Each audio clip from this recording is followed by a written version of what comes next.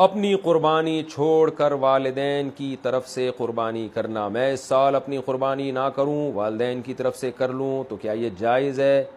M S Farooqui برطانیہ سے.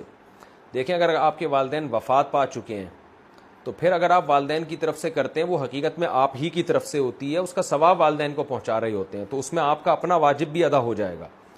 لیکن اگر آپ کے والدین حیات ہیں تو آپ ان کی طرف سے قربانی کر رہے ہیں ان کی پرمیشن سے، تو پھر آپ کی قربانی نہیں ہوگی، بلکہ ایک جانور میں دو بندوں کی بھی نہیں ہوگی، ابا اماں دونوں کی نہیں ہوگی.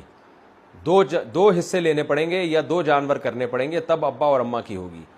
تو ایسی صورت میں پھر آپ اگر صاحب نصاب ہیں تو آپ گناہ گار رہ جائیں گے.